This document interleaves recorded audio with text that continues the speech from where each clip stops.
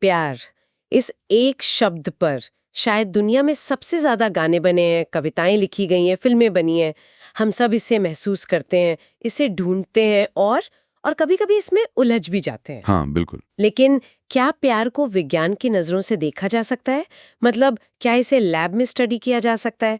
आज हम इसी सवाल पर गहराई से बात करने वाले हैं। हाँ, और हमारे पास इसके लिए रॉबर्ट जे स्टर्नबर्ग और कैरन स्टर्नबर्ग की किताब the new psychology of love के कुछ हिस्से हैं। और हमारा मिशन है ये समझना कि कैसे एक ऐसा टॉपिक जिसका कभी सरेआम मजाक उड़ाया जाता था, हाँ, आज साइकोलॉजी की सबसे एक्साइटिंग फील्ड्स में से एक बन गया है। बिल्कुल। आज की बातचीत की सबसे दिलचस्प बात यही है। ये सिर्फ प्यार के बारे में नहीं है, बल्कि इस बारे में है कि हम ज्ञान कैसे बनाते हैं। अच्छा, हाँ, कैसे एक आइडिया जिसे पहले सॉफ्ट या अनसाइंटिफिक कहकर खारिज कर दिया जाता था, आज ब्रेन स्कैन्स, एवोल्यूशनरी बायोलॉजी और डेटा एनालिसिस का केंद्र बन गया है। तो हम इस किताब के इंट्रोडक्शन और टेबल ऑफ कंटेंट्स के जरिए ये देखेंगे कि प्यार का वैज्ञानिक अध्ययन आज कितना विशाल और हैरान करने वाला हो चुका है। हाँ, तो अगर आज ये इतनी मानी हुई फील्ड है, तो ये सोचना कितना अजीब है कि कुछ दशक पहले प्यार पर रिसर्च करने पर आपका सरेआम मजाक बन सकता था। बन सकता था नहीं, बनता ही था। मुझे तो ये जानकर ये हैरानी हुई कि 1975 में एक अमेरिकी सीनेटर विलियम प्रॉक्समायर ने प्यार पर हो रही एक स्टडी का मजाक उड़ाने के लिए बाकायदा एक अवार्ड बना दिया था। हाँ, उनका कुख्यात गोल्डन फ्लीस अवार्ड। ये अवार्ड वो ऐसी सरकारी फंडिंग वाली रिसर्च को देते थे जो उनके हिसाब से मतलब टैक्स पेस के पैसों की बर्बादी थी। और प्यार पर रिसर्च पैसों की बर्बादी थी? उनके हिसाब से हाँ। उन्होंने नेशनल साइंस फाउंडेशन से मिले $84,000 के ग्रांट पर चल रही प्यार पर रिसर्च को ये अवार्ड दिया। उनका कहना था, मुझे लगता है कि नेशनल साइंस फाउंडेशन को पता चल गया है कि प्यार क्या है। मैं कहता हूं कि अब वे इसे अकेला छोड़ दें। कमाल है। ये उस समय की सोच को दिखाता है कि प्यार कवियों और दार्शनिकों का विषय है, वैज्ञानिकों का नहीं। एक मिनट, मतलब एक सीनेटर ने सच में एक अवार्ड बनाया था प्यार पे रिसर्च का मजाक उड़ाने के लिए? हाँ हाँ, बाकायदा। ये तो आज कोई सोच भी नहीं सकता। पर यहाँ एक मजेदार ट्विस्ट भी है ना? जिन रिसर्चर्स का मजाक उड़ाया गया था, बिल्कुल। वो रिसर्चर्स थी एलन बर्डशीट और एलेन हैटफील्ड। और कहानी का सबसे खूबसूरत पहलू ये है कि ये किताब the new psychology of love उन्हीं में से एक एलन बुर्शीड को समर्पित है, अरे वाह! जिन्हें आज इस फील्ड की संस्थापकों में से एक माना जाता है। तो जिस विचार का कभी मजाक उड़ाया गया, हाँ, आज उसी की नींव पर एक पूरी की पूरी वैज्ञानिक फील्ड खड़ी है। समय कैसे बदलता है, ये इसका सबसे बड़ा सबूत है। बिल्कुल। आज हमारे पास journal of social and personal relationships जैसे कई प्रतिष्ठित जर्नल्स हैं जो सिर्फ इसी टॉपिक पर फोकस करते हैं। कमाल है, ये तो किसी फिल्म की कहानी जैसा लगता है। तो इस फील्ड ने मजाक का पात्र बनने से लेकर एक गंभीर अकादमिक अनुशासन बनने तक का सफर कैसे तय किया? किताब बताती है कि इसका पहला एडिशन 2006 में आया था और ये दूसरा एडिशन 2019 का है। सिर्फ 13 सालों में ऐसा क्या बदल गया? बहुत कुछ।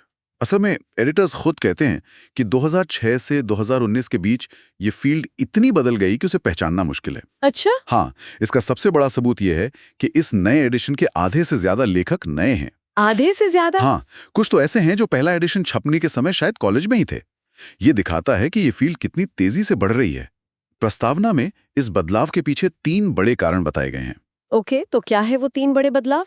पहला और सबसे बड़ा बदलाव है अलग-अलग फील्ड्स की बाउंड्री लाइंस का धुंधला हो जाना। बाउंड्री लाइंस का धुंधला होना। हाँ, पहले प्यार पर कोई भी रिसर्च पेपर पढ़कर आप आसानी से बता सकते थे कि ये सोशल साइकोलॉजी का है या क्लिनिकल साइकोलॉजी का। अब ऐसा करना लगभग नामुमकिन है।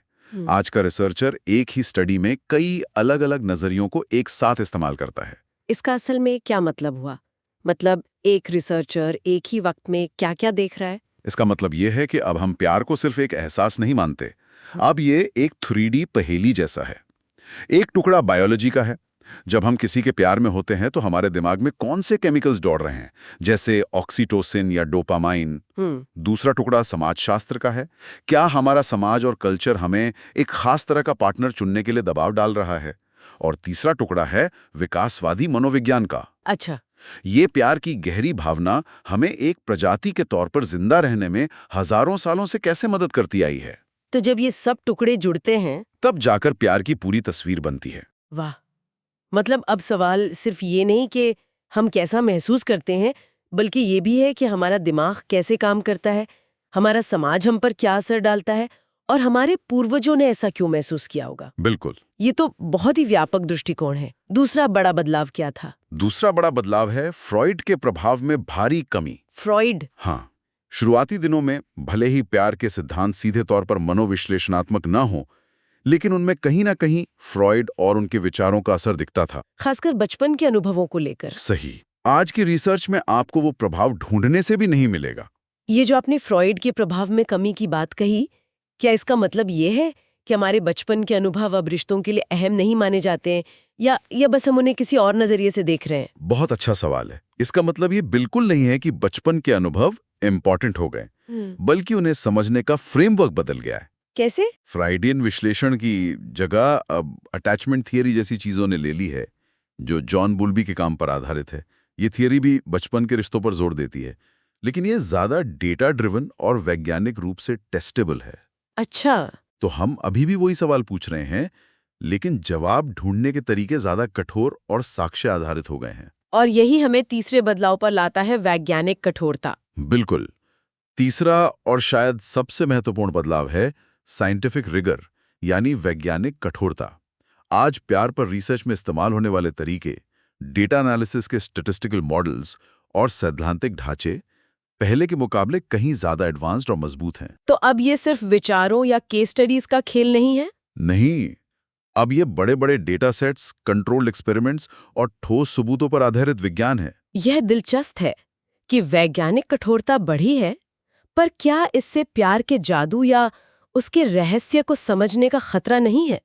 क्या हर चीज को डेटा में तब्दील करने से हम कुछ खो तो नहीं रहे? यह एक बहुत ही स्वाभाविक चिंता है, लेकिन ज्यादातर शोधकर्ता कहेंगे कि उनका लक्ष्य प्यार के जादू को खत्म करना नहीं, बल्कि उसके पैटर्न को समझना है। पैटर्न को समझना? हाँ, जैसे एक जादूगर को ये पता होता है कि उसके ट्रिक के पीछे का मैकेनिज्म क्या है, लेकिन दर्शकों के लिए तो वो फिर भी जादू ही होता है। अच्छा उदाहरण है। वैसे ही ये समझना कि कौन से व्यवहार एक रिश्ते को मजबूत बनाते हैं या कौन सी कम्युनिकेशन स्टाइल तलाक की भविष्यवाणी कर सकती है, ये प्यार के अनुभव को कम नहीं करता, बल्कि हमें उसे बेहतर ढंग से संभालने के उपकरण देता है। ठीक है, ये समझ में आता है। तो अब जब हमने ये देख लिया है कि ये फील्ड कैसे विकसित हुई है, तो आज ये दिखती कैसी है? किताब की विषय सूची यानी टेबल ऑफ कंटेंट्स से इसका कुछ अंदाजा लग सकता है। हाँ, टेबल ऑफ कंटेंट्स आज के प्यार पर हो रहे शोध का एक बेहतरीन मेन्यू कार्ड है। अच्छा। यह दिखाता है कि ये फील्ड कितनी विविध हो गई है। कुछ शीर्षक वाकई आकर्षक हैं, जैसे एक अध्याय का नाम है love as expansion of the self. प्यार स्वयं का विस्तार। हाँ। अच्छा, स्वयं का विस्तार, ये सुनने में बहुत काव्यात्मक लगता है। इसका क्या मतलब है? इसका मूल विचार यह है कि जब हम किसी से प्यार करते हैं, तो हम सिर्फ एक और इंसान को अपनी जिंदगी में नहीं लाते हैं, बल्कि हम उनके नजरिए, उनकी आदतों, उनके ज्ञान और उनके संसाधनों को भी अपना लेते हैं। मतलब हमारा स्वयं या सेल्फ सचमुच बड़ा हो जाता है। बिल्कुल। ये तो हम सबने महसूस किया है ना। हाँ हाँ। आप किसी ऐसे इंसान को डेट करना शुरू करते हैं जिसे पहाड़ों पर चढ़ना पसंद है, और देखते ही देखते आपके पास भी ट्रैकिंग शूज आ जाते हैं और आप वीकेंड पर हाइकिंग कर रही होती हैं। ये तो बहुत ही रिलेटेबल उदाहरण है। आपकी दुनिया और आपकी पहचान दोनों का विस्तार होता है। और फिर कुछ शीर्षक बिल्कुल तकनीकी लगते हैं, जैसे न्यूरो इमेजिंग ऑफ लव। हाँ। यानी प्यार का न्यूरो इमेजिंग। क्या इसका मतलब है कि आप सचमुच किसी के दिमाग में प्यार को देख सकते हैं? एक तरह से हाँ। ये अध्याय एफएमआरआई जैसी ब्रेन स्कैनिंग तकनीकों के बारे में है। शोधकर्ता लोगों को उनके पार्टनर की तस्वीर दिखाते हैं और देखते हैं कि उनके दिमाग के कौन से हिस्से सक्रिय होते हैं। और क्या पता चला है? उन्होंने पाया है कि प्यार दिमाग के रिवॉर्ड सिस्टम से जुड़े हिस्सों को एक्टिवेट करता है, वही हिस्से जो हमें अच्छा खाना खाने या कोई लक्ष्य हासिल करने पर खुशी देते हैं। वाह! यह प्यार को भावनाओं के दायरे से निकालकर सीधे तौर पर न्यूरोबायोलॉजी के क्षेत्र में ले आता है। और आज के जमाने का एक और बहुत बड़ा टॉपिक भी इसमें शामिल है, slow love, courtship in the digital age. धीमा प्यार, डिजिटल युग में प्रेम निवेदन। ये तो आज के हर युवा के लिए प्रासंगिक है। बिल्कुल। यह अध्याय इस बात की पड़ताल करता है कि डेटिंग एप्स और सोशल मीडिया ने रिश्ते बनाने की प्रक्रिया को कैसे बदल दिया है। एक तरफ आपके पास अंतहीन विकल्प हैं, जिसे पैराडॉक्स ऑफ चॉइस कहते हैं। और दूसरी तरफ क्या ये स्लो लव की ओर ले जा रहा है, जहां लोग असल में मिलने और कमिट करने से पहले ऑनलाइन बहुत लंबा समय बताते हैं। ये स्वाइप कल्चर, गोस्टिंग और टेक्स्ट मैसेज के जरिए इंटीमेसी बनाने जैसी आज की हकीकतों को वैज्ञानिक नजरिए से देखता है। हाँ, और फिर एक ऐसा शीर्षक है जिसकी शायद मैं उम्मीद नहीं करती, लव इज पॉलिटिकल। प्यार राजनीतिक है। ये सुनकर थोड़ा अजीब लगता है। प्यार तो बहुत निजी एहसास माना जाता है, इसका राजनीति से क्या लेना देना? ये अध्याय इसी धारणा को चुनौती देता है कि प्यार समाज से अलग एक बुलबुले में होता है।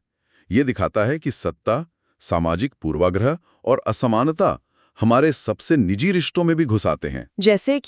जैसे एक रिश्ते में अगर एक पार्टनर दूसरे से कहीं ज्यादा कमाता है, तो क्या ये उनके बीच शक्ति का संतुलन बिगाड़ता है?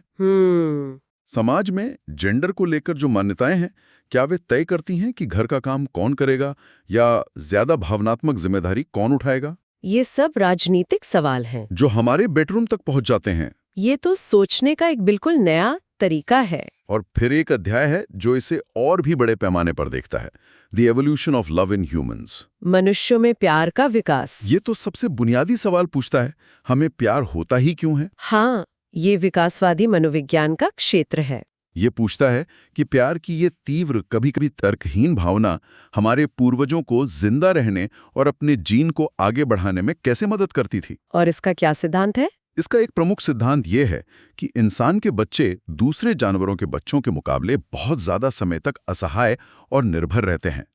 उन्हें पालने के लिए दो माता पिता का एक साथ रहना जरूरी था। तो प्यार वो गोंद हो सकता है जो दो लोगों को कम से कम उतने समय तक एक साथ जोड़े रखता है जब तक कि उनका बच्चा बड़ा ना हो जाए। बिल्कुल। तो अगर हम इन सब अध्यायों को एक साथ देखें, स्वयं का विस्तार, ब्रेन स्कैन, डेटिंग एप्स, राजनीति और विकास, तो ये साफ है कि प्यार का अध्ययन अब किसी एक दायरे में बंधा नहीं है। बिल्कुल नहीं। और इस काम की विश्वसनीयता इस बात से और बढ़ जाती है कि इसके लेखक कॉर्नेल, येल, मिशिगन जैसे दुनिया के टॉप विश्वविद्यालयों से हैं। ये कोई मामूली काम नहीं है। बिल्कुल, ये अपने क्षेत्र के कुछ बेहतरीन दिमागों का काम है। ये दिखाता है कि ये फील्ड अब पूरी तरह से मुख्य धारा में आ चुकी है। तो अब ये सवाल उठता है कि ये इतनी गहरी और गंभीर अकादमिक किताब आखिर है किसके लिए?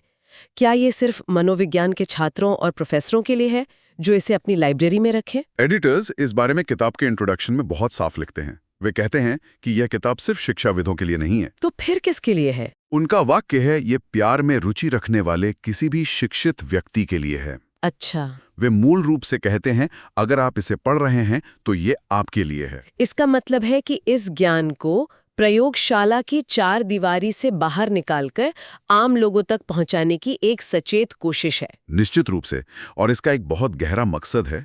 किताब में यह भी उल्लेख है कि इन अध्यायों को पढ़कर पाठकों को यह समझने में मदद मिलेगी कि रिश्ते क्यों सफल होते हैं या क्यों असफल हो जाते हैं। और सबसे महत्वपूर्ण बात, एक स्थायी प्रेमपूर्ण संबंध बनाने के लिए क्या किया जा सकता है। ये अकादमिक शोध को गहरा व्यक्तिगत और व्यवहारिक बना देता है। बिल्कुल। ये ज्ञान सिर्फ जानने के लिए नहीं है, बल्कि लागू करने के लिए भी है। ये हमें अपने रिश्तों को बेहतर बनाने के लिए ठोस उपकरण दे सकता है। ये एक बहुत शक्तिशाली विचार है। ये अकादमिक ज्ञान और रोजमर्रा की जिंदगी के बीच की खाई को पाटने जैसा है। हाँ, क्योंकि प्यार एक ऐसा अनुभव है जो लगभग हर इंसान की जिंदगी का हिस्सा है, तो इसके बारे में वैज्ञानिक समझ को सभी के लिए सुलभ बनाना बहुत मायने रखता है। सही कहा। ये हमें ये समझने में मदद करता है कि जो भावना इतनी व्यक्तिगत और अनूठी लगती है, उसके पीछे भी कुछ सार्वभौमिक पैटर्न और प्रक्रियाएं काम कर रही हैं। बिल्कुल। और उन पैटर्न्स को समझना हमें अपने रिश्तों में ज्यादा समझदार और सफल बना सकता है। तो इस सारी जानकारी का क्या मतलब है? आज की हमारी बातचीत से ये तो साफ है कि प्यार का वैज्ञानिक अध्ययन एक लंबा सफर तय कर चुका है। हाँ, एक बहुत लंबा सफर। एक ऐसा विषय जिसका कभी मजाक उड़ाया जाता था, आज वो मनोविज्ञान, जीव विज्ञान, समाजशास्त्र और यहाँ तक कि राजनीति का एक गंभीर और बहुआयामी अनुशासन बन गया है। और ये किताब उस अविश्वसनीय यात्रा की एक बेहतरीन झलक पेश करती है। ये एक महत्वपूर्ण सवाल भी खड़ा करता है। यह किताब प्यार के मनोविज्ञान, उसके विकास और उसकी राजनीति को कवर करती है। लेकिन ये देखते हुए कि 2006 और 2019 के बीच ये क्षेत्र कितनी तेजी से बदला, खासकर डिजिटल युग के आने से, ये सोचना दिलचस्प है कि आने वाले दशक में प्यार के अध्ययन को किन नए अनपेक्षित आयामों का सामना करना पड़ेगा। जैसे कि आर्टिफिशियल इंटेलिजेंस, AI। हाँ, हम पहले से ही AI चैटबॉट्स देख रहे हैं जिन्हें लोग साथी के रूप में इस्तेमाल कर रहे हैं। भविष्य में क्या होगा जब एक AI आपको किसी भी इंसान से बेहतर समझेगा? जब वो आपकी हर जरूरत, हर ख्वाहिश को याद रखेगा और पूरा करेगा? क्या इंसान तब भी इंसानों से प्यार करना चाहेंगे? ये तो बहुत बड़ा सवाल है। और तकनीक वर्चुअल रियलिटी के रूप में उस परिभाषा को कैसे नया आकार देगी जिसे वैज्ञानिक प्यार कहते हैं? क्या दो लोग जो सिर्फ एक वर्चुअल दुनिया में मिलते हैं और रहते हैं, उनका रिश्ता असली माना जाएगा? ये ऐसे सवाल हैं जिनका जवाब शायद इस किताब के अगले संस्करण में हमें मिलेगा। ये सोचने के लिए एक दिलचस्प सवाल है।